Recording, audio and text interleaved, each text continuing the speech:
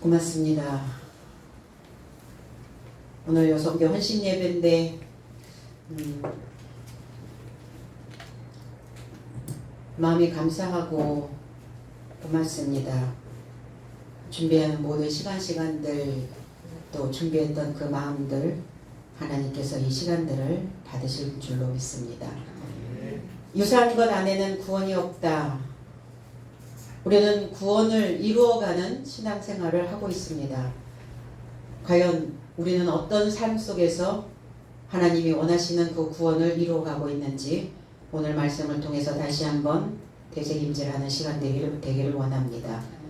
8절로 10절 그때 성령에 채워진 베드로가 그의 삶을 향하여 말하였다.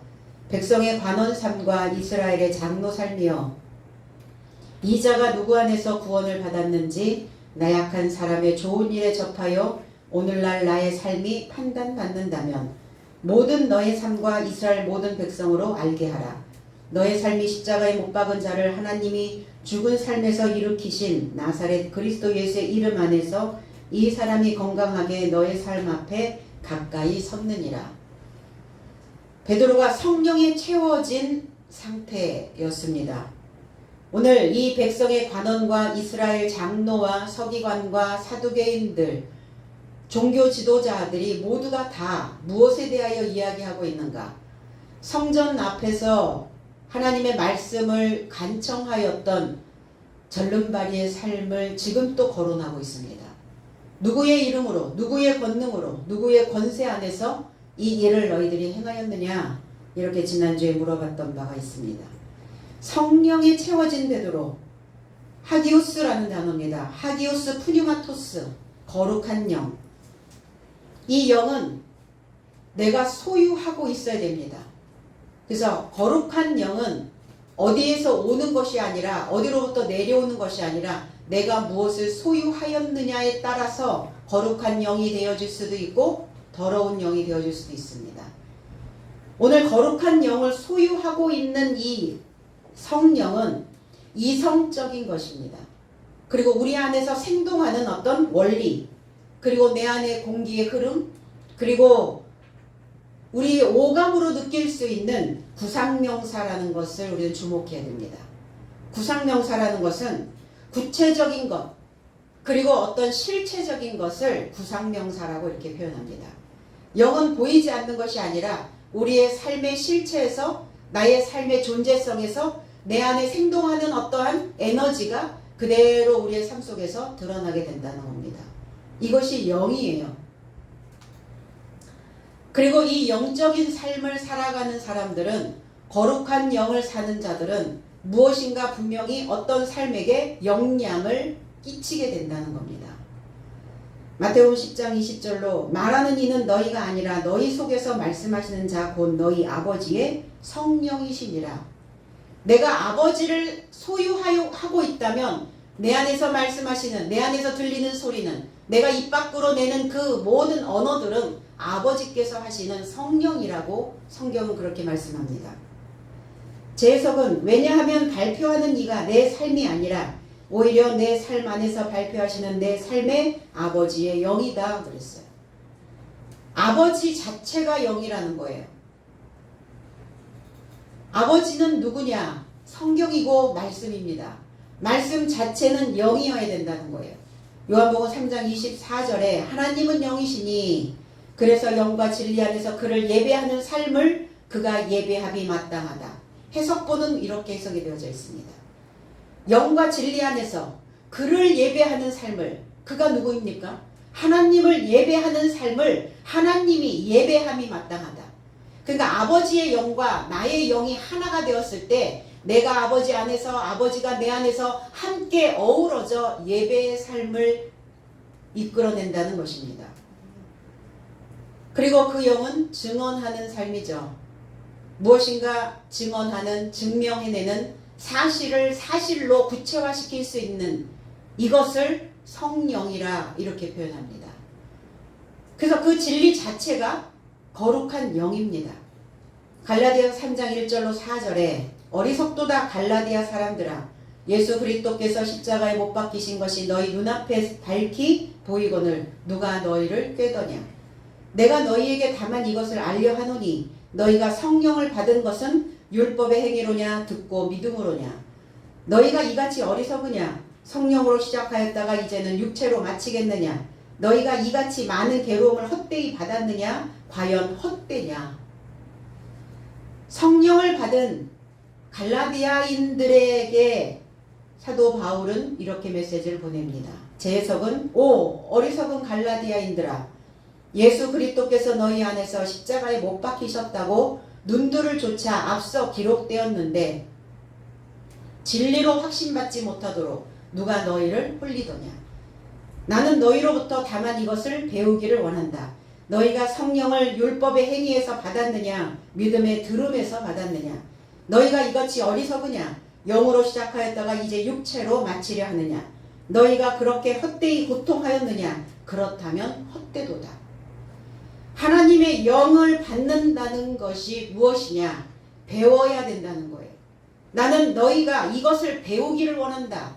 무엇을 배우기를 원하는가? 진리를 배우기를 원하고 아버지를 배우기를 원하고, 그래서 배웠다면 율법의 행위에서 종교의 행위에서 성령을 받는 것이 아니다라고 말씀하고 있습니다.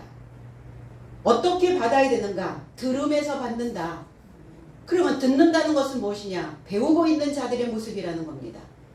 배우지 않는다면, 듣지 않는다면 성령은 우리 안에 소유되어지지 않고 있다. 그러니까 그 인생이 갈라디아인처럼 어리석어질 수밖에 없지 않느냐. 갈라디아라고 하는 의미는 젖과 같이 희다라는 의미를 가지고 있어요. 그러니까 갈라디아인들 자체가 젖과 같은 자들이에요. 여전히 단단한 음식을 먹지 못하는 자가 되었도다. 단단한 음식을 먹지 못하고 있다는 것은 헌신할 수 있는 삶이 되어져 있지 않다는 거예요. 단단한 것을 먹고 있는, 그리고 배우고 있는, 그리고 듣고 있는 자들이어야만 헌신의 삶을 하나님께 내어드릴 수 있다는 겁니다. 갈라디아 사람들은 성질이 급하고 투쟁이 심하고 인내성이 적고 경계를 잘함으로 한 번 실패하면 회복력이 적다. 이렇게 갈라디아인들에 대하여 이렇게 얘기를 하고 있습니다. 그래서 바울 사도가 1차, 2차, 3차 전도 여행 때에 매번 가서 갈라디아에 가서 갈라디아인들에게 전도를 했던 것이 기록되어져 있어요. 그래서 갈라디아 서를 통해서 지금 사도 바울은 갈라디아인들에게 어리석음을 책망하고 있는 것입니다. 종교적 행위가 아니라 이제 듣고 배워서 그 진리를 깨달았을 때 성령의 채워짐을 받는다. 이렇게 말씀합니다. 어리석다라는 것은 이해하지 못하고 있다. 깨달음이 아니다. 그럼 뭘 깨닫지 못하고 있다는 말인가? 왜 어리석어지고 있다는 말인가? 나의 상태를 깨닫지 못하고 있다면 그 마음을 빼앗겨서 흔들리게 되어진다는 겁니다. 그러니까 진리로 확신받지 못하도록 누가 너를 홀리더냐? 우리는 그리스도인이라는 이름을 가지고 있어요. 그러면 그리스도인이 되었다면 그리스도와 함께 십자가에 못 박혔고 십자가를 지고 있다는 겁니다. 그럼 십자가에 나를 못 박는다는 것은 고난입니다. 나의 정욕과 나의 욕심을, 그리고 나의 욕망을 십자가에 못 박아야 주님과 내가 하나의 형태로 이루어질 수 있다는 것입니다. 이렇게 하나님의 형태로 하나가 되어진 자를 거룩한 영이다라고 표현합니다. 십자가의 고난이 보이지 않거나 십자가의 고난을 잊어버렸다면 진리로 확신받지 못하도록 스스로 나 자신을 홀리고 있다. 그래서 진리를 배워서 우리는 율법의 행위, 종교의 행위에서 벗어나고, 그리고 그 믿음을, 내 속에서 들리는 그 믿음직스러운 그 삶을 들음으로 우리의 삶이 죄인의 삶에서 의인의 삶으로 새로운 싹을 틔우는 겁니다.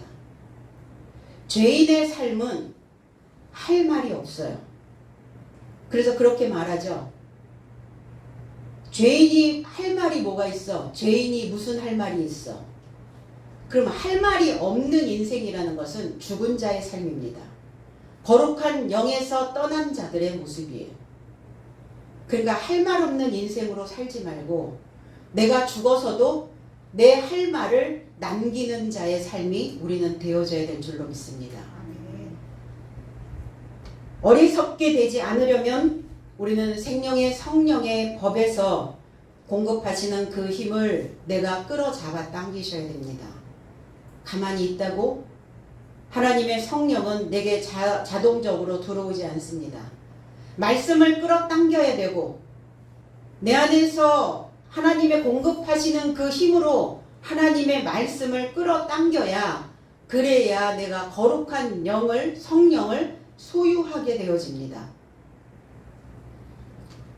우리는 생명의 성령의 법으로 해방이 되었습니다. 그런데 다시 너희가 죄인의 모습으로 할 말을 잃어버린 자의 모습으로 사망의 법으로 돌아간다면 너희들이 그동안의 고난은 헛수고가 될 것이다. 그러니까 믿음이 헛수고가 되지 않도록 우리는 오늘 이 시점에서 다시 한번 믿음의 도움 닫기를 해야 될 줄로 믿습니다. 나의 신념 속에 빠져있는 많은 사람들이 있죠. 자기의 신념 속에서 나오지 못하는 사람들. 그러니까 내가 이만큼 하면 되고 이렇게 믿으면 된다라고 하는 것은 나의 주관적인 잣대인 것이지 내 신념인 거지 아버지가 원하시는 상황은 아니라는 겁니다. 그러니까 나의 신념 속에 빠져서 거짓 신앙들을 버리게 된다면 우리는 진리 안에 진짜의 믿음의 삶으로 나오게 되어진다는 겁니다. 지구촌에 알바트로스라고 하는 새가 있대요. 그 알바트로스라고 하는 새는 이 날개가 1m에서 뭐 한 2m 그 정도의 날개를 가진 새라고 합니다. 그냥 창공을 나를 때는 얼마나 그 큰 날개를 펴서 그 찬란한 날갯빛을 주면서 날아다니겠어요. 그런데 이 알바트로스 새가 땅에 내려오면 꼼짝을 못하는 거예요. 너무나 날개가 크니까 뒤뚱뒤뚱 걷거나 또 힘을 잃어버리고 중심을 잃어버려서 사람들에게 금방 잡히게 된다는 거죠. 중심을 못 잡고 그래서 하늘을 나는 알바트로스여야 알바트로스로서의 역할을 하게 된다는 겁니다. 그러니까 땅에 내려오면 어리석게 되어지는 거예요. 바보가 되어지는 겁니다. 또 날개를 쫙 펴고 날르면 되는데 바닥에 붙이니까 발을 붙이고 딛고 서다 보니까 이 날개가 끌려다닐 거 아니에요.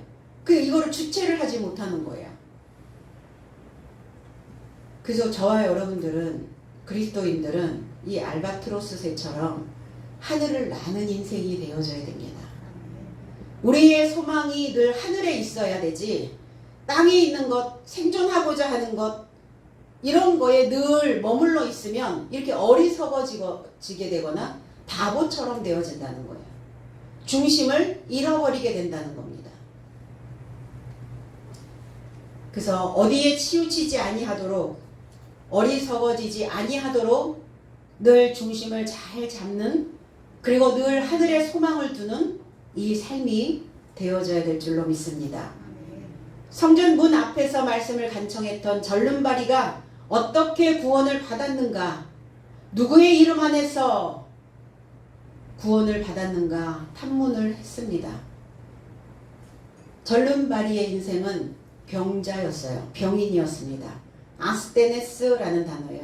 무력한, 나약한, 힘이 없는 그리고 영적인 지식과 힘이 없는 영적인 지식이 없는 자를 병약한 자다 이렇게 표현합니다. 그럼 절름발이의 그 인생은 무엇 때문에 아팠는가? 영적인 지식이 없었다는 거예요.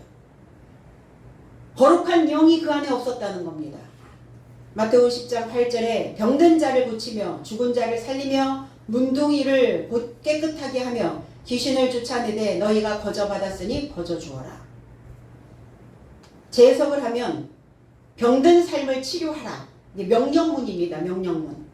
치료하며 고치며가 아니라 명령문. 병든 삶을 치료하라. 문둥이 삶을 깨끗게 하라. 귀신 삶을 쫓아내라. 내 삶이 값없이 취했으니 값없이 주어라. 이 값없이, 거저라는 이 단어가 도론이라는 단어예요.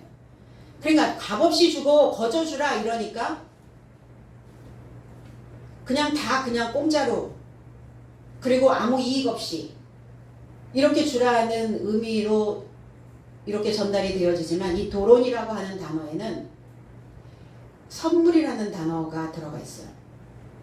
그리고 희생이라고 하는 단어가 들어 있습니다. 너의 삶이 값없이가 아니라 선물로 취했으니, 너의 삶이 그리스도 예수의 희생으로 인하여 그것이 취해졌으니 너희도 희생하는 삶으로 갚아라. 그 희생하는 삶이, 헌신하는 삶이, 그것이 바로 우리에게 주어진 선물의 삶이라는 겁니다. 그 선물의 삶으로 너희들도 희생의 삶으로, 헌신된 삶으로 주어라. 이렇게 표현하고 있습니다. 문둥이가 뭡니까? 레프로스라는 단어입니다. 더럽다라는 단어예요. 거룩한 영이 아닙니다. 더러운 영입니다. 왜 더러워졌는가? 껍질 때문에 그랬어요. 비닐이 덮여 있었어요. 얇은 조각으로 덮여 있었습니다. 그러니까 이 문둥이의 이 병에서 고침을 받으려면 껍질을 벗겨야 됩니다. 이 단어가 렙톤이라는 단어와 만나요. 렙돈, 과거의 두 렙돈. 렙톤이라는 단어예요. 작은 동전이라는 뜻입니다. 저울질하는 어떤 것. 그럼 왜 문둥병에 걸렸나? 저울질하고 있는 겁니다. 무엇과 무엇을? 이 땅에 있는 것과 하늘에 있는 것을 자꾸 저울질하는 거예요. 맞지 않죠? 기울어질 수밖에 없죠. 그럼 하늘의 지식과 땅에서 살고 있는 나의 그 지식이 하나님처럼 같아질 수 있어야, 그래야 기울어지지 않게 된다는 겁니다. 이 단어가 히브리어로 짜라으라고 하는 단어인데, 몹시 괴롭다, 나병에 걸리다, 또 장수 말벌 이라는 뜻을 가지고 있어요. 침으로 찌르는, 귀찮게 구는 사람. 우리 문둥이를 보면 어떻게 생각이 듭니까? 징그럽다 이런 표현하죠. 근데 사람, 너무나 나를 귀찮게 하고 나를 너무 많이 찌르고 나를 너무 많이 아프게 하는 사람들한테 어떻게 말합니까? 징글징글해. 내가 그 사람 진짜 징글징글해. 이렇게 표현하죠. 그게 문둥병이라는 거예요. 사도 바울도 문둥병 환자였었죠. 그 눈에서 비닐이, 껍질이 벗겨졌더라. 다메섹 도성에서. 그러니까 그 징글징글했던 그 삶으로부터 벗어나는 겁니다. 내 몸을 다 덮고 있었던 하얀 그 얇은 비닐들, 각질들. 왜 각질이 일어나죠? 왜 각질이 덮입니까? 피부가 건조하기 때문에 각질이 일어나는 겁니다. 그래서 병을 유발시키죠. 몸이 간지러워요. 각질 제거제 뭘 해야 됩니까? 각질을 뭘로 제거해야 돼요? 내 안에 하나님의 거룩한 영이 말라버리면 이렇게 비닐이 덮여요. 이 문둥병이 발생이 됩니다. 피부에 문제가 생기는 거예요. 내 안에 소식의 문제예요. 어떤 소식을 물어오느냐? 내 안에서 들려오는 소식이 어떤 소식이냐? 그 소식에 의해서 내 안에 하나님의 거룩한 영으로 충만해지기도 하고 채워지기도 하고 더러운 영으로 채워지기도 한다는 겁니다. 그럼 하나님의 영이 마르면 이렇게 내 몸에 확 각질이 발생이 되면서 더러워지는 거예요. 각질이 떨어지면 어때요? 깨끗하다 생각은 안 들죠. 더럽죠. 그게 문둥병이에요. 누가복음 12장 59절에 내게 이르노니 홀이라도 남김없이 갚지 아니하여서는 결단코 거기서 나오지 못하리라 하시니라. 여기서 홀이라는 단어가 렙톤이라는 단어예요. 그것을 다 벗겨내지 아니하고서는 제석은 나는 내게 말한다. 최후 렙톤을 떼어주기까지 결단코 거기서 나오지 못하느니라. 거기가 어딥니까? 옥입니다. 옥. 감옥이에요. 나의 감옥. 내 안에 더러운 소식으로 가득 채워져 있는 그 옥에서 나오려면 최후의 렙톤을 떼어줘야 된다고요. 최후의 렙톤이 뭡니까? 내 몸에 덮여있는 그 각질들을 다 제거하셔야 된다고요. 문둥병으로부터 벗어나셔야 된다고요. 벗어날 수 있는 방법 간단합니다.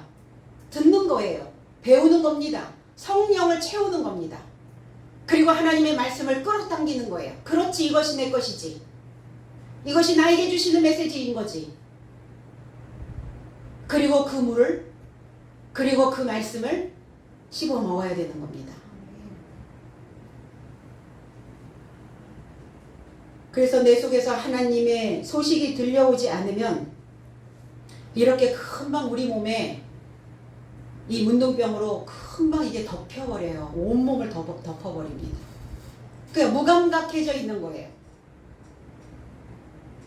그리고 몸이 건조해집니다. 삶이. 삶의 의미 없죠. 무의미. 몸이 건조. 이렇게 되어지거든요. 인생이. 왜 사는지, 뭐 때문에 사는지, 왜 먹어야 하는지, 왜 믿어야 하는지. 오늘 베드로 사도는 오늘이라는 단어를 씁니다. 오늘 우리에게 질문하면 이랬어요. 오늘 우리에게 질문하는 그게 아니라 오늘날이라는 단어예요. 오늘날이라는 단어, 이 세메론이라고 하는 이 단어는 일곱째 날이 되었다라는 거예요. 나는 지금 일곱째 날이 되었다. 그 일곱째 날이 된 나를 질문하면 아나크리노라는 단어예요. 질문이라는 단어가 아나크리노. 자세히 조사하다, 신문하다, 판단하다. 사법적으로 조사를 하는 거예요.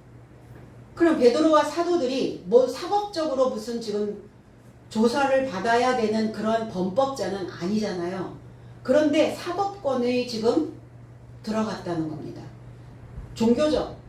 그런데 종교에 국한된 것이 아니라 정치계에 있는 사람들까지 다 지금 한 통속이 되어져 버렸다는 거예요. 일곱째 날이 되어진 나를, 오늘날이 되어진 나를, 너희들이 나를 판단하느냐? 이렇게 베드로는 말씀하고 있는 거예요. 아나크리노라고 하는 것은 아나, 위에 올려놓고 판단하고 조사하고, 그러니까 위에 올려놓고, 도마 위에 올려놓고 지금 흔드는 거예요. 도마 위에 올려놓고 입술로 난도질을 하는 겁니다.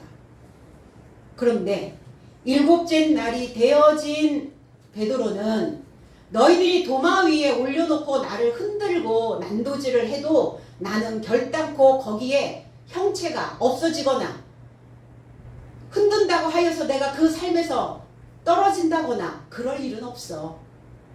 이렇게 표현하고 있는 거예요. 고린도전서 2장 12절에 신령한 자는 모든 것을 판단하나 자기는 아무에게도 판단을 받지 아니하느니라. 제 해석은 영적인 자는 모든 삶을 판단하나 자기는 아무에게도 판단을 받지 않는다. 영적인 자는 모든 삶을, 모든 사람들을 판단할 수 있어요. 아나크리노 할 수 있습니다. 하나님의 법을 통해서 조사하고 신문하고 그거 할 수 있어요. 그러나 영적인 자가 되었다면, 일곱째 날이 되었다면, 사도가 되었다면 아무에게도 판단을 받지 않는다. 누구도 나를 흔들지 않는다는 게 아니에요. 도마 위에 올려놓고 나를 흔들지 않는다는 게 아니에요. 흔든다는 거예요. 흔들어도 내가 결코 그 삶에서 밀려나지 않는다는 거예요. 베드로와 사도들은 영적인 자들입니다. 일곱째 날이 되어진 자들이에요. 오늘날. 그렇다면 판단받지 않는다는 거예요. 너희들이 나를 흔들어도 나를 휘저어도 때로는 키질을 해도 사단이 밀가부르듯 주님과 사도들을 제자들을 키질했어요. 그래도 결코 그 키질하는 바람에 흔들려 날아가지 않는다는 거예요. 왜? 알곡은 그 키 속에 담겨지기 때문입니다. 아무리 어떤 말로 판단을 해도. 그래서 지도자는 어떠한 소리로 판단을 받는다 할지라도 그냥 그 인생들을 긍휼히 여길 뿐이에요. 그냥 자비를 베풀어 달라고 기도할 뿐입니다. 그리고 그들에게 인애를 베풀 뿐입니다. 결코 그 말에 흔들리고 그와 똑같이 춤추는 그러한 삶이 되어져 있지 않다는 겁니다.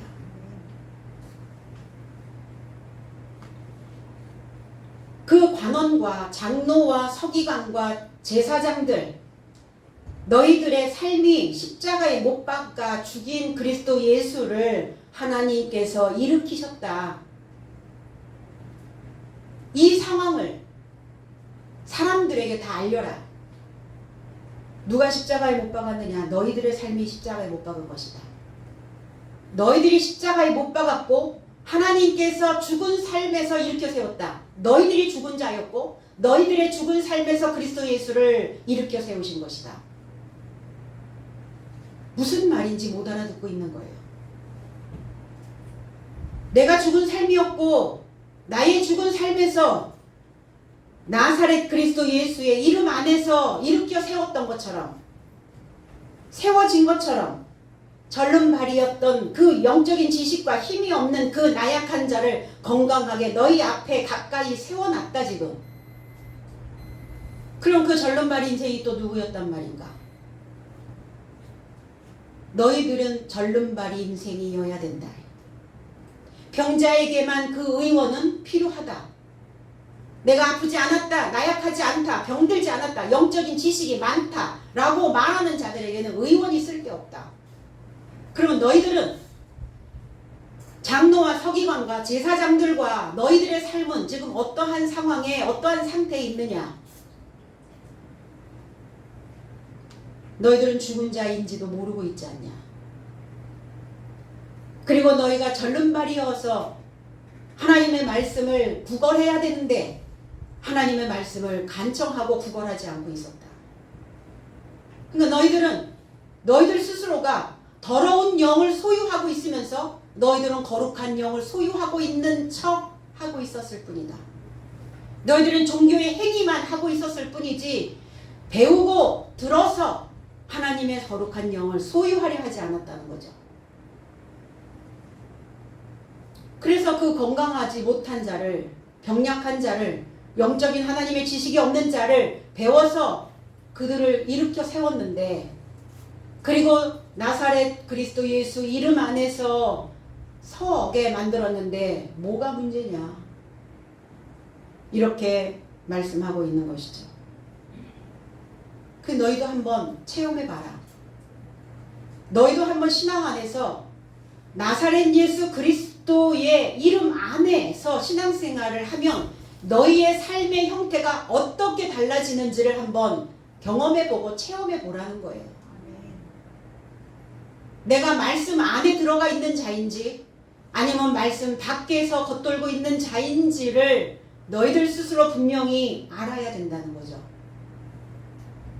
내가 나사렛 예수 그리스도 이름 안에 접하여 있다면, 그 이름 안에 사로잡혀 있다면, 그렇다면 너희들의 몸과 마음은 건강해질 것이다. 육적인 건 힘들면 아플 수 있고요. 또 예기치 않은 병이 우리에게 찾아올 수도 있어요. 그런데 몸도 아픈데 마음도 아파? 이래서 항상 이중고를 겪게 되는 거예요. 그럼 하나는 건강해야죠. 우리의 정신은, 우리의 영은 건강하게 돌아가야죠. 몸은 좀 아프고 고달프고 좀 힘들다 할지라도. 그러니까 그리스도 예수의 말씀에 사로잡혀야 된다는 거예요. 말씀에 잡히지 않으면 자꾸 내 생각에 잡혀요. 그러니까 정신적인 건강이 내 안에서 사라지게 된다는 겁니다. 정신적, 영적인 건강으로부터 벗어나게 되는 거예요. 진리 안으로, 거룩한 영 안으로 들어가서 우리의 머리를 진동시켜야 합니다. 나의 낡은 패턴으로 늘 콘크리트 만들어서 내 머리에다가 늘 들이부으면 그 고정된 사고 속에서 정신은 병들게 되고, 정신이 병든다는 것은 머리가 병든다는 거예요. 생각이 병들면 우리의 온 몸이 다 망가지게 됩니다. 그래서 이 고정된 사고에 잡혀 먹지 마시고 진실된 마음으로, 진실된 믿음으로 우리는 건강하게 일어서야만 합니다. 건강하게 됐다는 것은 진실하게 됐다는 거예요. 진실한, 진짜 인상, 그리고 건전한 생각을 할 수 있는. 서 있다, 어디에 서 있느냐가 중요해요. 저 멀리 서 있을 수도 있고 내 앞에 서 있을 수도 있고. 근데 어떻게 서야 되냐면 파리스테미, 파리라는 단어는 옆에, 하나님 옆에. 그래서 주님의 손을 꼭 잡고 지도자 옆에, 바로 옆에. 그래서 우리는 가까운 사람과 옆에 서기를 원하죠. 옆에 서 있어야 돼요. 그래서 탁 끼는 거예요. 팔짱을 탁 끼고 그리고 함께 나아가는 겁니다. 앞에 서지 마시고, 대면하여 서지 마시고 옆에 서시기 바랍니다. 정면으로 서면 넘어질 수가 있어요. 지도자와 딱 하나가 돼서 앞에 서면 괜찮은데 지도자를 대치하여 앞에 서면 넘어지게 되는 거예요. 그러니까 옆에 서세요. 그게 안전지대거든요. 옆에.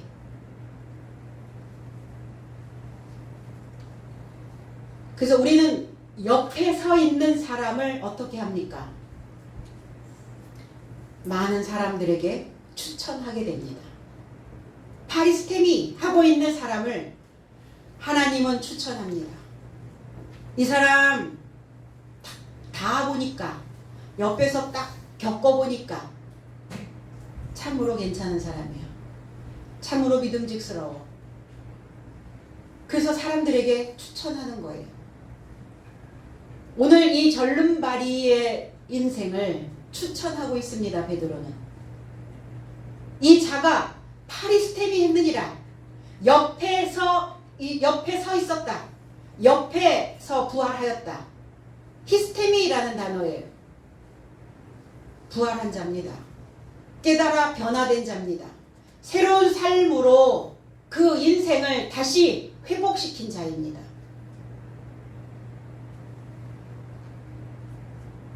오늘날, 오늘이 그런 날이라는 거예요. 회복되어지는 날, 파리스테미 할 수 있는 날입니다. 함께 갈 수 있는 날입니다. 하나님의 말씀으로 그래서 내 마음을 다시 일으켜 세우는 거예요. 그리고 우리는 오늘 사도로 추천받는 겁니다. 갈라디아서 5장 7절로 8절에 너희가 다름질을 잘 하더니 누가 너희를 막아 진리를 순종치 않게 하더냐. 그 권면이 너희를 부르신 이에게서 난 것이 아니라 재석은 너의 삶이 다름질을 잘 하더니 누가 너의 삶을 그 진리로 설득되지 못하도록 막았느냐. 그 설득은 너의 삶을 초청하신 이에게서 난 것이 아니다. 너의 삶을 선동하는 자와 설득당하는 자가 함께 저주받게 된다는 거예요. 권면이라는 단어가 설득이라는 단어입니다. 그 설득은 너의 삶을 초청하신 이에게서 난 것이 아니라는 거예요.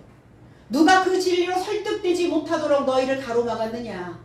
그러니까 진리로 나를 오늘 설득하고 있다면 너는 오늘 파리스테미 할 수 있다. 너는 오늘 진리 안에 서 있을 수 있다. 너는 그 지도자와 하나님과 함께 옆에서 팔짱 끼며 나란히 걸을 수 있게 되는 존재가 되어질 수 있다.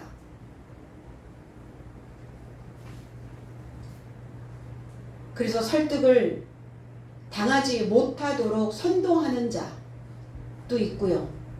설득 당하도록 계속 진리로 설득을 하고 있는 자들이 있다는 겁니다. 내 안에 두 존재예요. 내 안에 두 존재. 바깥에도 두 존재. 지도자는 설득하고 있을 것이고 아니면 설득되지 못하도록 선동하는 자도 있을 것이고 또 때로는 내 안에서 설득되기를 원하는 자의 삶도 있을 것이고 아니면 설득을 거부하는 그 생각도 있을 것입니다. 나는 누구를 내 옆에 서 있게 할 것인가?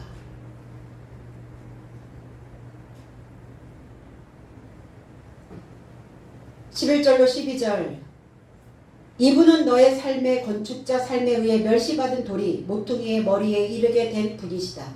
또한 아무것도 아닌 유사한 것 안에는 구원이 없다. 왜냐하면 하늘 아래 인간 삶에게 주어진 다른 이름은 없으니 그 이름 안에서 나의 삶을 구원받음이 마땅하다. 건축자들에 의해 버려진 것이 아니라 멸시받은 돌이라고요. 건축, 오이코도메, 그게 집이라는 단어입니다. 우리는 다 집 짓는 자들이에요. 사도 바울 천막을 짓는 자, 집 짓는 자였어요. 그리스도 예수의 아버지 요셉 목수였습니다. 우리는 다 건축자들입니다. 여기에 나와 있는 제사장들, 서기관들, 사두개인, 바리새인들, 또 백성들의 관원, 이들이 다 누굽니까? 건축자들이라는 거예요. 다 집 짓는 자들입니다. 무슨 집을 지을까? 머리에 무슨 집을? 그래서 아침에 자고 일어나면 뭐라 그래요? 머리에 새집 졌다, 새집. 우리 머리에 새집 지면 안 되죠. 머리는 항상 정돈되어져 있어야 되고 가지런해야 되고 하나님의 진리의 말씀으로 우리는 순리대로 그렇게 흘러내려야 합니다. 이 건축자들, 그러니까 뭔가 확고히 하고 있는 자들이에요. 뭔가 확고한 생각을 하고 있는 자들, 뭔가 확정된 생각을 가지고 있는, 그럼 어느 편에 속하여 있는 건축자일 것인가? 하늘에 속하여 있는 건축자가 될 것이냐, 아니면 땅에 속한 건축자가 될 것이냐? 우리의 집은 하늘에 있대요. 우리의 집이 하늘에 있다는 것이 뭡니까? 그래서 죽어서 천국입니까? 죽은 자가 살아났는데 가보니까 우리 집은 황금집이에요? 내가 살던 집은 천막집이었는데? 그런 쓸데없는 얘기 하지 말고 그런 헛된 이야기에 넘어가지도 마시고, 응? 살아있는 동안 집 짓는 겁니다. 우리 모두가 어떤 집을 지을 것인가? 설계도가 있어야죠. 설계도는 성경. 그러면 그 안에 들어가 있는 모든 자재는 성경 속에 들어가 있는 사도들의 삶, 예언자들의 삶, 그들의 삶이 다 건축 자재예요. 허투루 사는 자가 없습니다. 건축 자재 하나를 허투루 잘못 쓰면 무너져 버려요. 기둥 하나를 잘못 세우면 아무리 다른 곳에 튼튼하게 지었다 할지라도 그냥 붕괴되어져 버립니다. 못 하나 박는 거, 나사못 하나, 널빤지 하나, 조각목 하나, 그 어떤 것 하나라도 건축자재에 쓰이는 모든 것들은 다 불량품이 되어서는 안 된다는 거죠. 그럼 저와 여러분들의 삶도 하나의 건축자재예요. 저와 여러분들이 살아가는, 지탱해 가는, 그리고 옆에 든든히 서 있는 그 모습을 보고 많은 사람들은 그렇게 집을 지을 겁니다. 그리고 그렇게 집 짓기를 소망하게 될 겁니다. 그래서 맡겨진 그 역할을 충실히 해내야 되는 거예요. 베드로전서 2장 6절로 8절에 이러므로 그가 성경 안에도 포함하였으니 보라 내가 택한 보배로운 모퉁이 돌을 시온 안에 두나니 저와 접촉하여 믿는 자는 결단코 수치를 당하지 않는다. 그런즉 모서리의 머리에 이르고자 했던 건축하는 삶이 거부한 돌을 믿는 너의 삶에게 보배이나 믿지 아니하는 삶에게도 걸림돌과 실족하는 반석이 되었으니 말씀에 불순종하는 삶은 걸려 넘어지고 그에 이르고자 저의 삶이 배치되었다. 건축을 하는데 자재가 필요하잖아요. 설계도대로 지어야 되잖아요. 그런데 설계도대로 지으려니까 거북해. 뭐가 불편해. 뭐가 부담이 돼. 그러니까 자꾸 말씀을 거스려 가게 되는 거예요. 그걸 불순종이라고 말합니다. 그러면 걸려 넘어진다는 거예요. 그 말씀에 걸려 넘어지는 거예요. 그러나 주님께서 택한 보배로운 모퉁이 돌을 너희들이 연결하여 접촉하여 믿고 있다면 결단코 수치를 당하지 않을 것이다. 그리스도의 말씀을, 사도들의 말씀을 다 거부했어요. 누가? 머리에 콘크리트 부은 자들이. 머리가 죽은 돌들로 가득 채워져 있는 사람들이. 그 머리는 돌입니다. 그럼 죽은 돌이냐? 죽은 돌에서 산돌로 바뀌는 거예요. 죽은 머리에서 산 머리로 바뀌는 겁니다. 무엇이? 신앙생활이. 진리 안에서 하나님의 말씀을 배운다는 것이 우리의 돌머리를 깨서 보배로운 돌, 산돌로 만들어내는 과정이라는 겁니다. 그 아이들을 가르치지 않으면, 배우지 않으면 어떻게 돼요, 애들이? 죽은 돌이에요.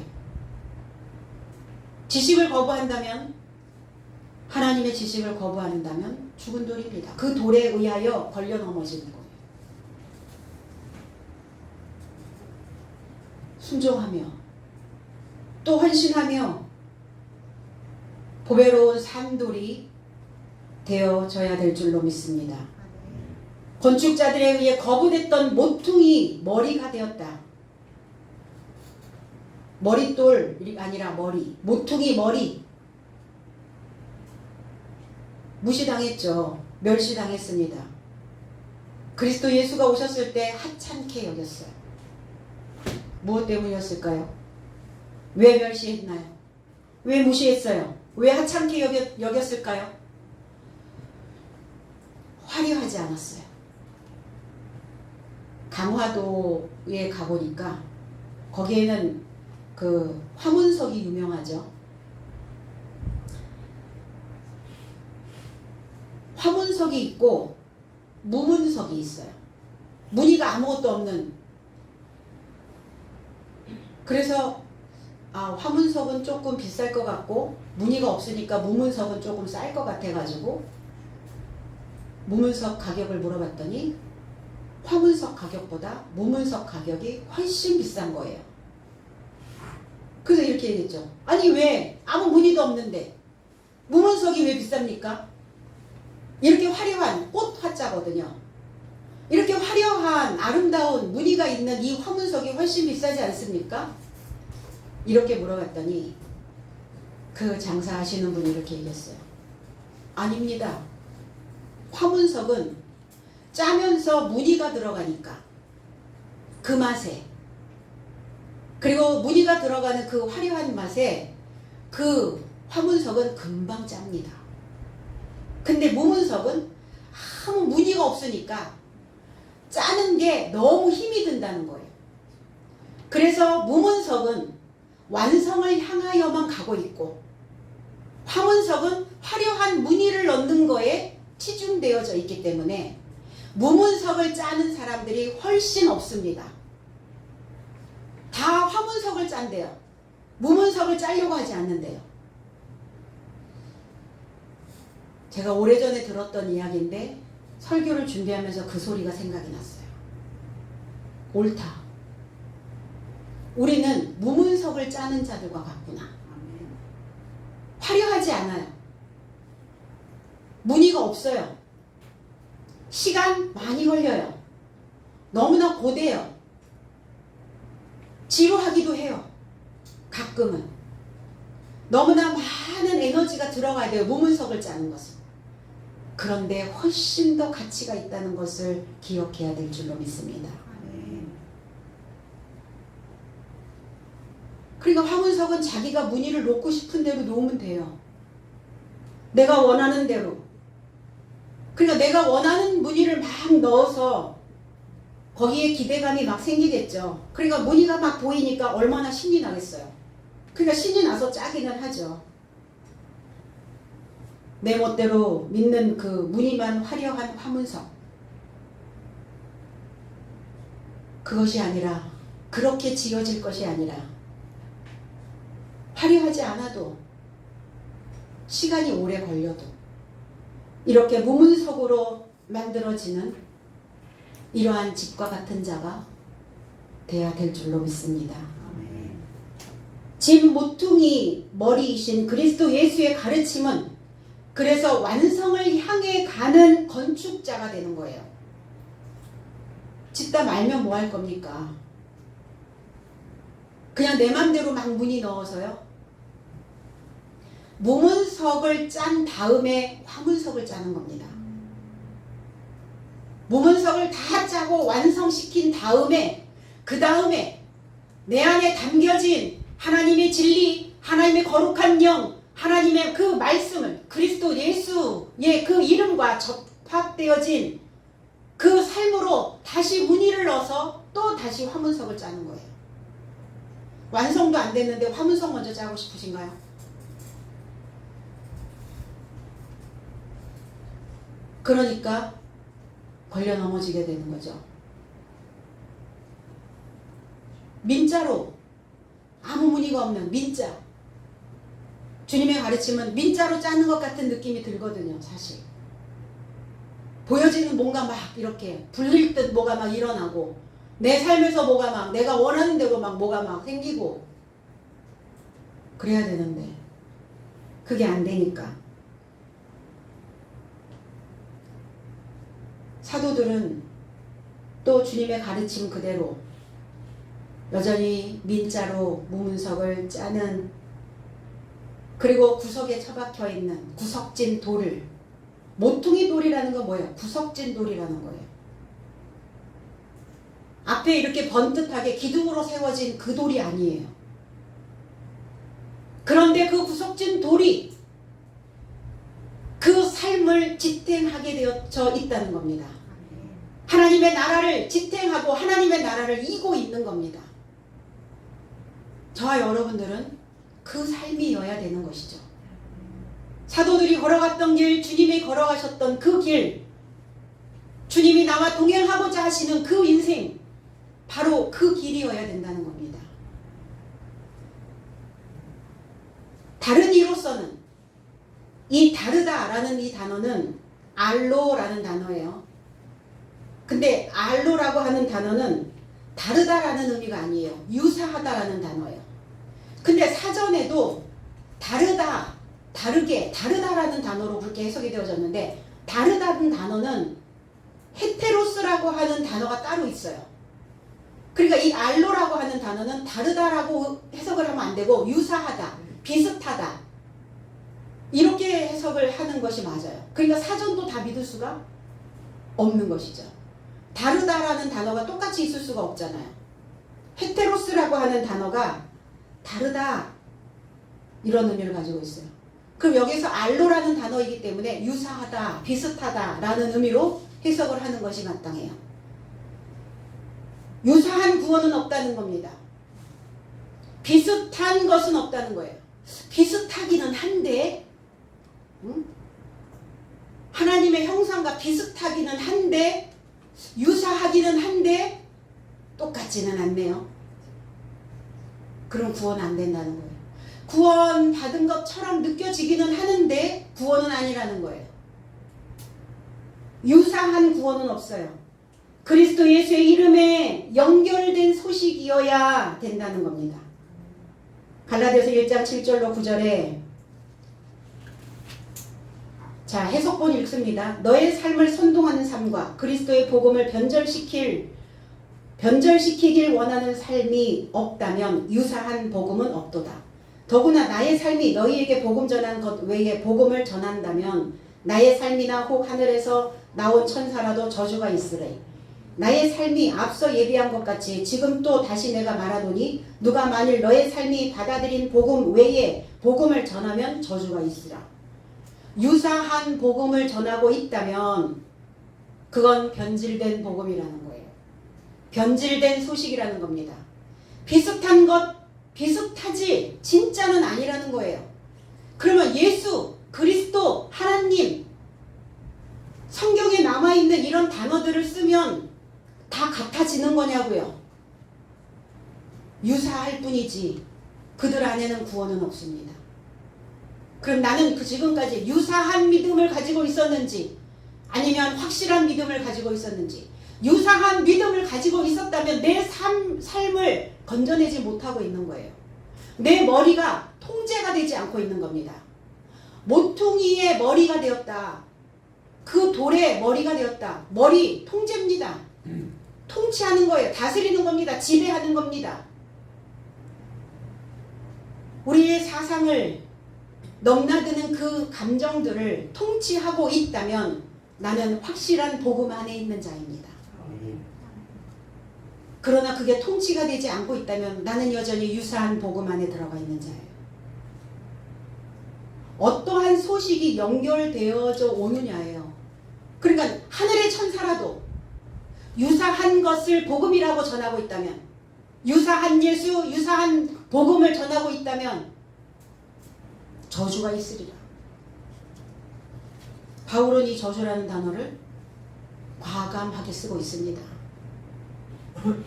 저주가 뭡니까? 망가지는 거예요. 그 인생이 망가지는 거예요.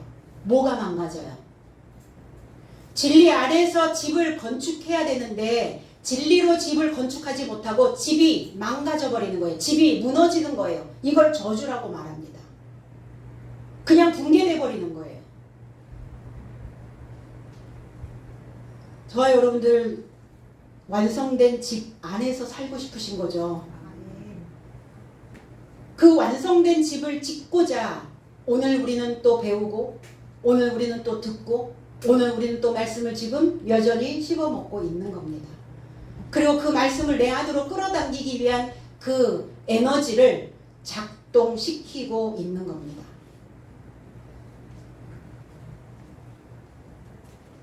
죽은 나의 삶에서 부활하신 나사렛 그리스도 예수의 이름에 연결된 삶만이, 연결되어져 있는 자만이 건짐을 받을 수 있어요. 그래서 유사한 신앙은 무늬만 화려할 뿐, 무늬만 화려하고 이게 이 사고가 교체가 안 돼요. 안 바뀌어요. 절대로 안 바꿔요.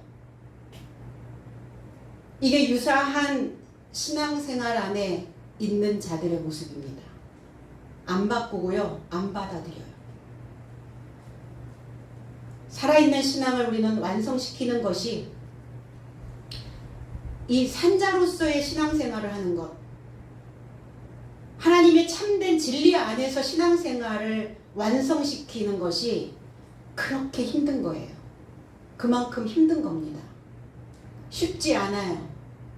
어렵지만 오늘 내가 하나님의 말씀 안에 그리스도 예수, 나사렛 예수 그리스도의 이름과 내가 연결되어져서 그 안에서 나의 인생을 완성시키기를 소망하고 있다면 우리는 오늘 하나님의 방주에 모두가 다 탑승하는 자가 되어질 것입니다. 그래서 제발 삶에 찌들지 마시고, 그리고 찌들어서 그 삶에도 또 내 삶에 또 쫄지도 마시고, 우리의 가슴을 좀 쫙 피시고 내가 살아있을 때 청지기로서 헌신하시고 희생 제물로 하나님께 드리시고, 오늘 과부의 2랩톤 탈바꿈 될 수 있는 그 랩톤, 오늘 헌신하는 여성교 삶의 2랩톤이 되어져서 인생의 여행을 평안하게 즐기시는, 그리고 그 삶에 하늘의 축복된 삶이 가득 부어지시기를 나사렛 그리스도 예수 이름 안에서 축복드립니다. 기도하겠습니다. 아버지 고맙습니다. 오늘 우리에게 주시는 이 헌신의 날, 우리 모두가 다 청지기로서 그 사명을 잘 감당하게 하시고 오늘 완성된 집을 짓기를, 건축자가 되어지기를 소망하며 헌신하는 여성교 그 삶에 하늘에 가득 부어주시는 그 은혜가 충만하게 있게 하여 주시옵소서. 성령의 충만함을 입었던 베드로처럼 이제 우리의 삶 속에서 일으킴을 받을 수 있는 그 날들이 되게 하시고, 이 집을 보고 많은 사람들이 모델링으로 삼을 수 있는 귀한 자들이 되게 하여 주시옵소서. 그 건축자들이 버린 그 멸시한, 무시했던 그 돌이 모퉁이의 돌이 되었습니다. 이제 그 집을 지탱할 수 있는, 하나님의 집을 만들어낼 수 있는, 이 교회를 이끌어갈 수 있는 헌신된 삶이 되게 하시고, 우리 모두에게 맡겨주신 이 사명 잘 감당해서 아버지의 집으로 완성될 수 있는 우리 모두가 되게 하여 주시옵소서. 감사드리며 예수 그리스도의 이름으로 기도하옵나이다. 아멘.